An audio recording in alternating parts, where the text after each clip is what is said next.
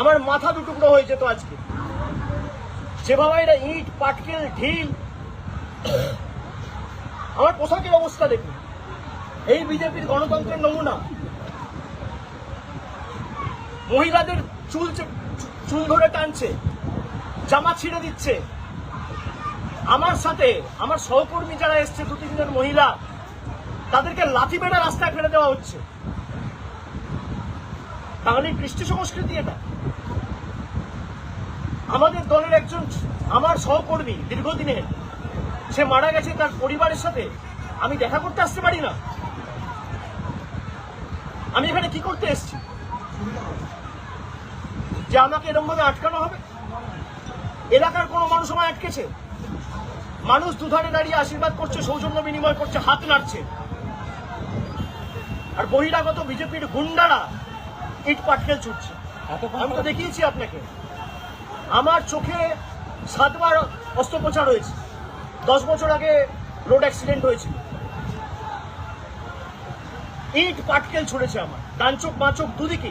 চশমার অবস্থা দেখুন, জামার অবস্থা দেখুন, গেঞ্জির অবস্থা দেখুন, পেটে, মুখে, বুকে, গালে, কপালে, যেখানে পেরেছে। কেউ ঘুষি মেরেছে, ইট পাটকেল মেরেছে। তো বিজেপি যদি এর সাথে জড়িত না থাকে, বিজেপি ব্যবস্থা নিচ্ছে না কেন? রাজ্য পুলিশ প্রশাসন তো বিজেপি। এতক্ষণ পর পুলিশ এবং সেন্ট্রাল কোর্ট সে দেরিতে হয়েছে, টনক নড়েছে, কিন্তু পুরো ঘটনার ডিটেলস আমাদের কাছে তো রেকর্ডেড রয়েছে। তাই তো এরা এড়িয়ে যেতে পারবে না। আমি এই ঘটনাকে কেন্দ্র করে আমি হাইকোর্টেও যাব, আমি সুপ্রিম কোর্টেও যাব। যারা বাংলায় বলতো না জঙ্গল রাজ চলছে, 15 বছরে কোনোদিন বাংলায় এই ঘটনা মানুষ দেখেনি।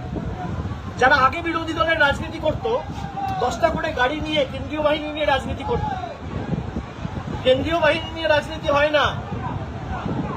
যারা আমাদের কটাক্ষ করতো যে আমরা বিশাল পুলিশের কনভয় নিয়ে ঘুরে বেড়াই, আজকে কিছু নেই তাও মানুষের সাথে।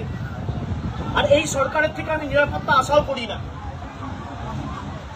যে সরকার এবং যে সরকারের অঙ্গুলি হল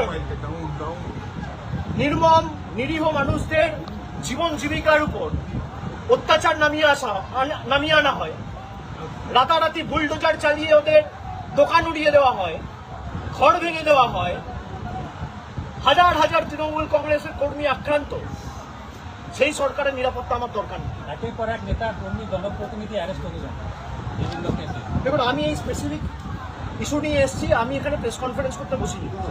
যখন প্রেস কনফারেন্স করবো তখন আপনারা একাধিক প্রশ্ন করবেন। আজকে এই ঘটনা নিয়ে আপনাদের কোনো প্রশ্ন থাকলে আমি উত্তর দিয়েছি।